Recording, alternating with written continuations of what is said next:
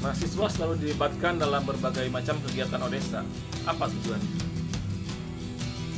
Dulu kita membuat Yayasan Odesa ini memang salah satunya adalah untuk menggerakkan mahasiswa agar punya kesempatan belajar.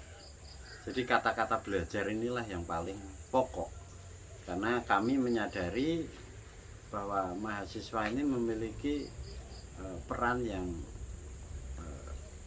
jangka panjang ini akan bisa berkontribusi banyak untuk masyarakat, entah menjadi guru, entah menjadi pengusaha, entah menjadi politisi, atau menjadi profesi-profesi yang lain. Nah, saat masa-masa kuliah itu kan kita juga ngerti bahwa kampus itu tidak menyediakan banyak hal untuk ajang kreativitas atau menggali potensi-potensi, terutama potensi sosial, di mana kelompok kelas menengah atau mahasiswa ini yang nanti akan banyak mengambil peran di masyarakat dan biasanya sangat strategis kalau sudah sarjana itu ya, walaupun di desa ya, tapi megang peranan yang strategis. Akan rugi kalau masa muda ini tidak diterpa oleh pengalaman-pengalaman yang berhubungan dengan masyarakat, terutama dalam hal mengatasi problem-problem yang terjadi di masyarakat. Ini bisa ruginya bukan hanya untuk si mahasiswa itu sendiri, tapi juga rugi untuk ya negara secara keseluruhan. Dan institusi formal ini kan sisi positifnya ya oke lah, dia dapat pendidikan, dapat karir, dapat, tapi di satu sisi kan juga di situ ada kekosongan, di mana yang namanya pengalaman itu kan lebih berharga ketimbang sekedar teori. Dan kampus ini kan lebih banyak menyediakan teori daripada praktek. Nah, praktek ini penting untuk dipelajari, dialami, diproses bareng, digodok terus menerus. Nah, supaya calon-calon pemimpin ini nanti bisa mengurusi masyarakat. Maka disitulah kami di Yayasan Odesa mendorong teman-teman adik-adik mahasiswa ini untuk terlibat aktif. Ini sebagai wahana Anda belajar, sebagai cara Anda mencari potensi-potensi yang tidak ditemukan di dalam kampus. Di Odesa ada medium yang mempertemukan dengan anak-anak petani, yaitu dengan sekolah Sabtu dan Minggu mengajar anak-anak petani. Siangnya bisa bertemu dengan keluarga petani. Dengan dua hal ini saja mendapatkan pengalaman yang berharga tentang anak-anak petani yang mayoritas tidak bisa kuliah dan mereka tidak bisa membayangkan masuk kampus. Itu satu hal. Yang kedua, mereka mahasiswa ini bisa memahami kehidupan orang-orang miskin, para petani kecil. Walaupun mahasiswa sebagian anak-anak petani, tapi kan kadang-kadang petani yang wirausaha, kadang-kadang kan anaknya kelas menengah, anak guru, anak ulama, anak pegawai gitu kan. Tapi yang benar-benar dari golongan katakanlah petani yang buruk, pekerja-pekerja tani yang tidak bisa kuliah, ini kan satu bisa membangun empati. Yang kedua, nanti kalau terjun ke masyarakat tidak kagetan menghadapi masalah-masalah mentalitas kehidupan para petani yang itu mayoritas di Pulau Jawa dan secara umum di Indonesia juga kita itu dihuni dengan dunia petani. Dan urusannya kemudian akan melebar berkaitan dengan orang-orang yang kesulitan masalah pangan, makanan, berkaitan dengan kesulitan orang-orang yang tidak mendapatkan air bersih, terus berurusan juga dengan pola pikir yang buruk di masyarakat dan yang harus diubah. Dan mahasiswa kita fasilitasi untuk bertemu itu untuk mencoba menyelesaikan problem-problem mereka. Ya caranya tentu saja kita komunikasi bareng, berpikir bareng, memecahkan masalah-masalah, termasuk berpikir bareng dengan para petani. Nah, di situ sebenarnya esensinya bagaimana mahasiswa ini masuk ke Yayasan Odesa untuk mendidik diri menjadi calon-calon pemimpin.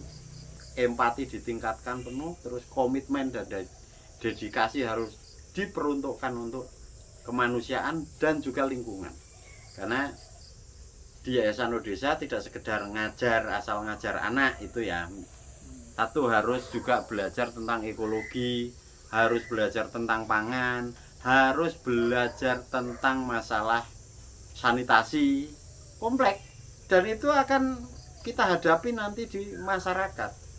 Semaju-majunya masyarakat tetap urusannya adalah pangan, tanaman. Apalagi sekarang tanaman makin berkurang, lahan pertanian sudah selain menyempit juga amburadul. Itu kan butuh pembaharuan. Nah, nanti mahasiswa nggak harus jadi petani, tapi dengan dia menjadi kades, dia menjadi anggota DPR, dia menjadi guru, bisa mendorong transformasi masyarakat. Katakanlah siapa Adit ya, jadi guru, walaupun kamu nggak jadi petani, tapi karena Adit ngerti tentang masalah ekologi, di depan murid-murid Adit bisa menceritakan tentang pengalaman menanam kelor. Maka sekolahannya pun ditanami kelor, ditanami pepaya. Nanti di rumah murid-murid Adit dianjurkan untuk menanam.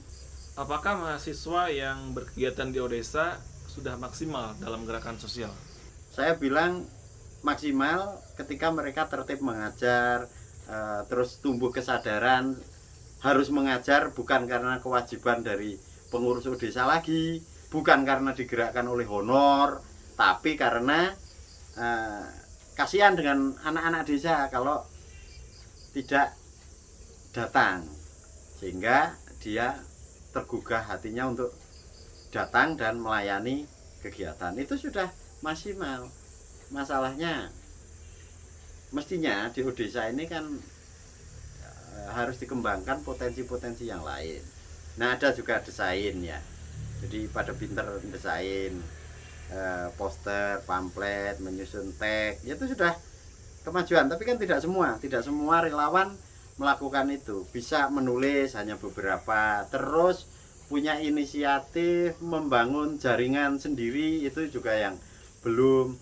Rekrutmen juga belum optimal, misal yang dilakukan oleh relawan. Kalau menurut saya nanti mahasiswa ini harus lebih intensif di dalam dia mendidik diri bersama para petani, mencatat persoalan-persoalan pertanian, terus dituliskan segala macam. Itu kenapa menulis kita tekankan, karena begini juga, hasil pengamatan saya secara umum, gerakan-gerakan sosial termasuk gerakan organisasi yang besar itu menjadi tumpul manakala tidak ada yang bisa mampu menulis.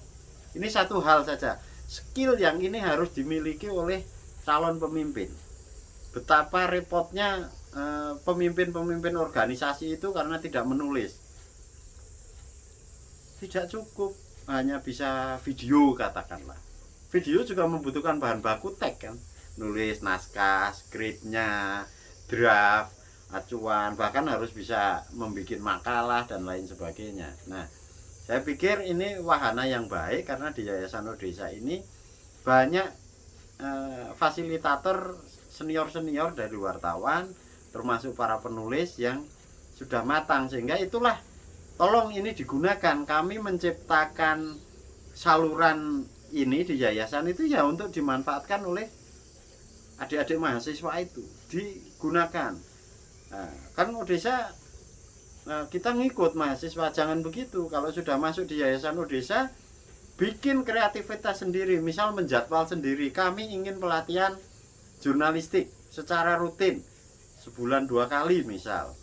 Nulis opini secara khusus, misal 12 kali pertemuan, itu boleh.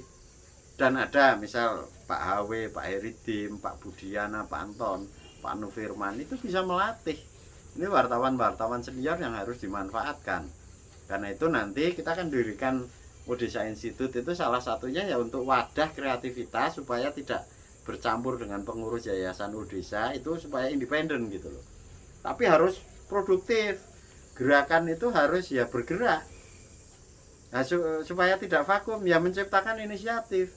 Kalau cuma sekolah samin sebagai kewajiban, nanti berhenti menjalankan kewajiban, kita nggak inovatif dong. Nah, di luar itu selain penulisan juga bisa sebenarnya belajar wirausaha. Kan ada Tauci juga yang sudah menurut saya memuaskan lah, usahanya berjalan secara baik. Dan itu dijadikan wahana untuk belajar. Bisa belajar produksi dari hasil tani, bisa belajar marketingnya, dan juga bisa belajar bagaimana menggerakkan petani untuk berproduksi sehingga nanti hasil taninya dimanfaatkan.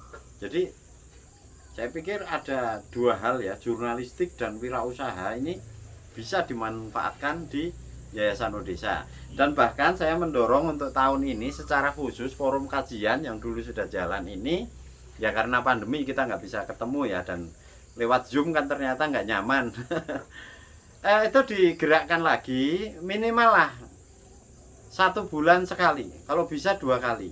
Itu kajian-kajian ilmiah yang di kampus kan tidak ada. Entah kajian sosial, ilmu politik, ilmu budaya, ya sastra, dan semuanya boleh dilakukan. Bagaimana cara mahasiswa bergabung ke Odesa? Adakah syarat-syarat tertentu? Gampang lah, kalau yang penting pahami saja Odesa itu maunya apa. Keliru sedikit juga apa-apa, salah paham sedikit. Tapi saya yakin paham bahwa ini organisasi sosial yang memiliki kegiatan kesukarelawanan untuk mengatasi masalah kemiskinan. Itu poinnya. Nah, kegiatannya kan ada 3 yang umum ya. 1 literasi untuk anak petani. Kalau yang untuk petani juga ada, tapi dilakukan oleh grup tanaman obat Cimenyan, Mang Ujang yang mimpin, itu sudah jalan juga dengan pertemuan informal. Nah, ada juga kegiatan amal sanitasi, membangun sanitasi, juga edukasi hidup sehat. Terus ada juga gerakan ekologi lewat gerakan pertanian. Nah, ada 3 dan tambah 4 ya, gerakan amal solidaritas, menggalang donasi pakaian, uang, atau barang-barang yang bisa berguna untuk kelompok fakir miskin.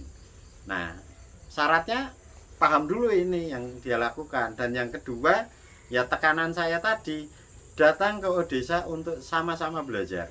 Di sini prosesnya belajar bareng. Yang senior itu ngajar juga konteksnya bukan sebagai guru yang menekankan kewajiban-kewajiban yang sangat kaku, tapi kita hanya menjadi fasilitator. Kalian kepingin belajar jurnalistik, ya oke, kita fasilitasi, kita carikan fasilitatornya, nggak usah bayar.